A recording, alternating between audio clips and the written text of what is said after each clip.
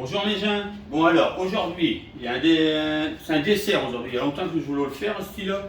Donc on va faire une pavlova et une compotée de groseilles. Les groseilles qu'on a achetées sur le marché de Boulogne, sur le port dernièrement, un petit paysan. Donc ça m'a donné ce style-là.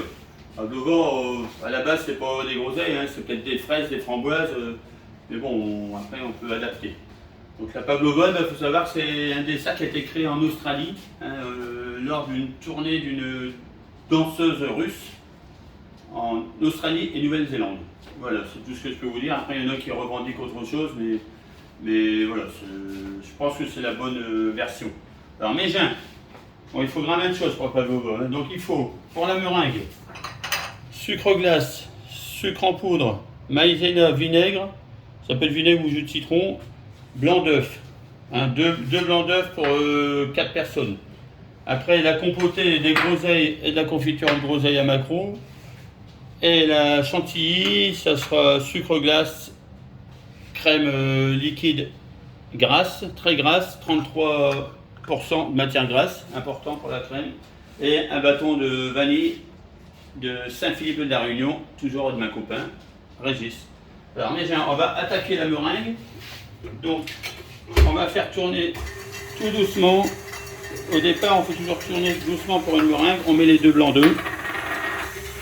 Voilà. On fait tourner doucement, c'est pour casser les blancs, on appelle ça.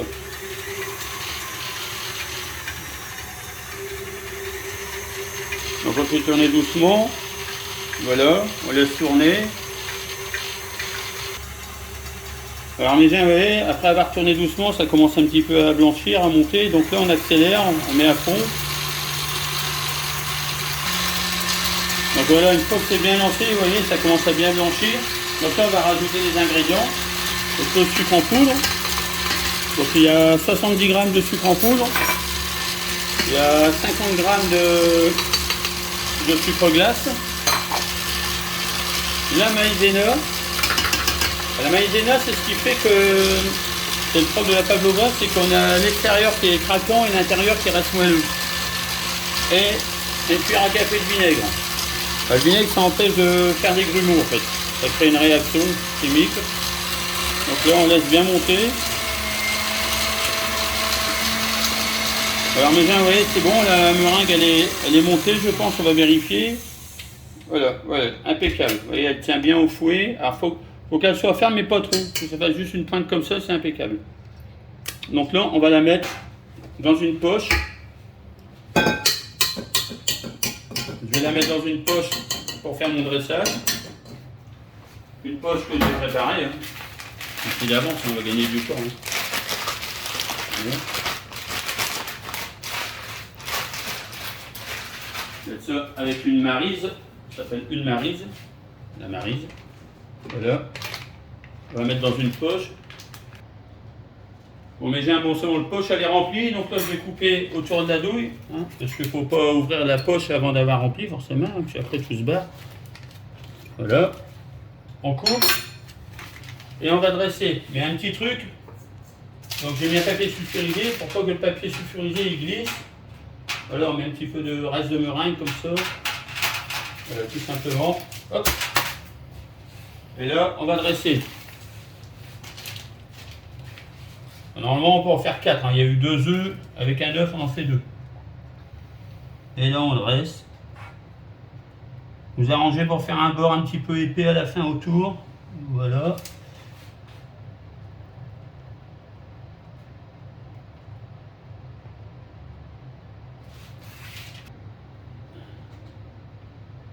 Donc voilà mes gens. Donc je n'ai fait 4 comme je vous dis. Et là, il n'y a plus qu'à mettre au four. Alors le four, je l'ai allumé d'avance forcément.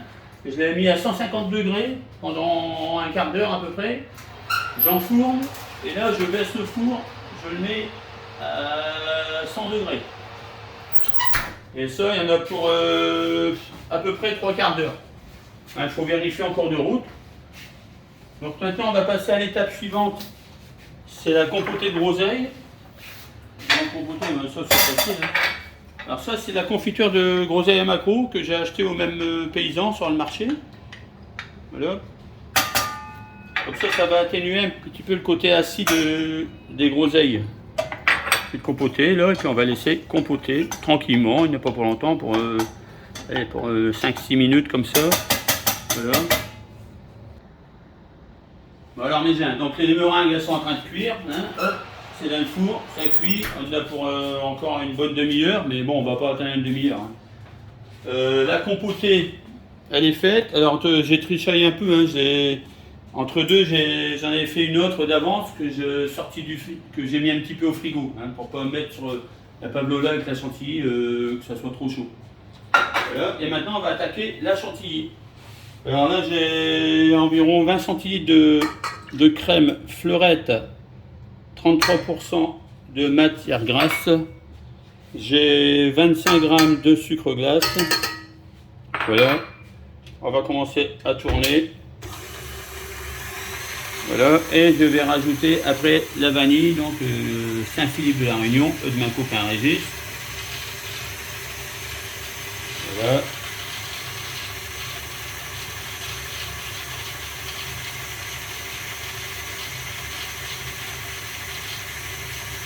On va mettre dedans. Ça c'est de la vraie vanille. Hein.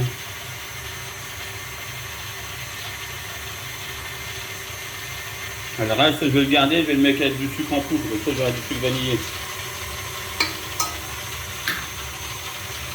Donc là on va faire tourner.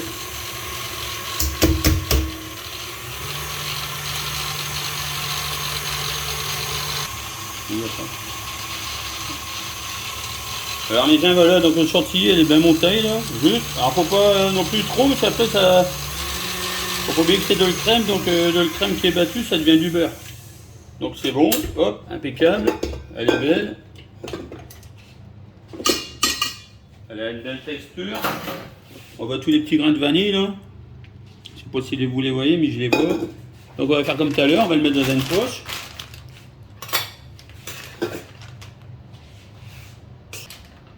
Donc mes gens, le chantilly, ça y est, je l'ai mis dans la poche, comme tout à l'heure, comme pour la meringue. Ma compotée de groseille elle est prête. Et j'avais fait forcément des meringues d'avance parce que 3/4 d'heure de cuisson, c'est pas possible. Hein. Donc voilà le résultat final. Petite meringue.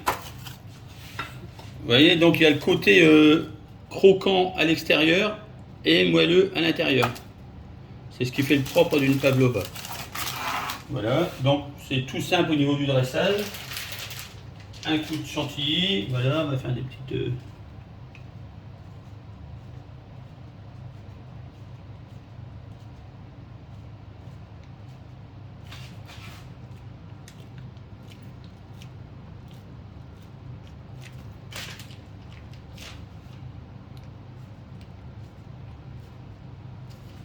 Hop. On va dresser la groseille.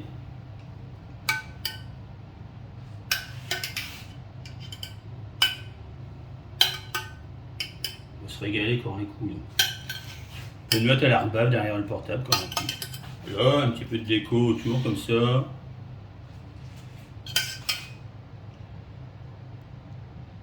On va tout mettre. Hein.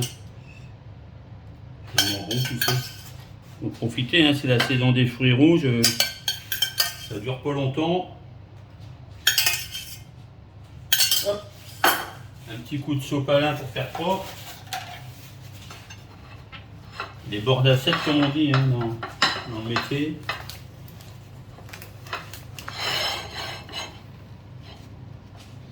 Et voilà. Voilà mes gens. Pavlova compotée de groseille. Bon appétit mes gens. Bon, alors mes gens, en accord mes vins pour ce dessert sympathique, j'avais pensé un crémant de Bourgogne rosé. Que j'aime bien parce que c'est assez, en général c'est assez vif et ça va contrecarrer un peu le côté sucré de la meringue, de la chantilly. Moi j'aime bien faire les oppositions au niveau des accords. Donc on va goûter cette affaire là. Alors ça c'est un Bourgogne que j'ai acheté en remontant de vacances l'année dernière. C'est un petit producteur dans les environs de Tournu. Donc en remontant c'est en Bourgogne, hein, c'est dans le bas de la Bourgogne. Et voilà, on va goûter. Je l'avais goûté l'année dernière, mais je ne me souviens plus. Donc, Alors pour ouvrir une bouteille, que ce soit de champagne ou de crémant, c'est pas le bouchon qu'il faut tourner, c'est la bouteille. Ça va tout seul. Voilà. Belle couleur. Couleur un peu saumonée.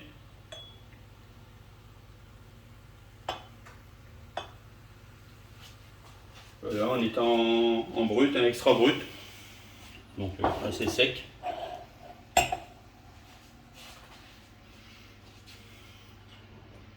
Donc au nez, on ressent vraiment le côté vif, le côté frais. Là, il y a une belle bulle, une bulle très fine.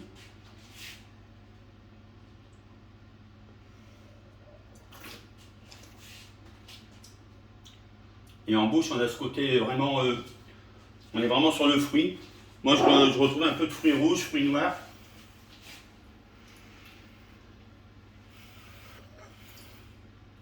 Même une bonne longueur, je trouve, pour un crémant de Bourgogne. Donc on a en assemblage pinot noir et chardonnay. Donc avec ce dessert, ça va être parfait pour l'accord. Très bon, qui enveloppe bien la bouche. Voilà mes gens. À boire avec modération et en plus dans une coupe, une bulle au portel. Vous voyez, si vous voulez en trouver, vous n'avez qu'à me mettre un message en MP, je sais à qui m'adresser. Voilà mes gens, dimanche prochain.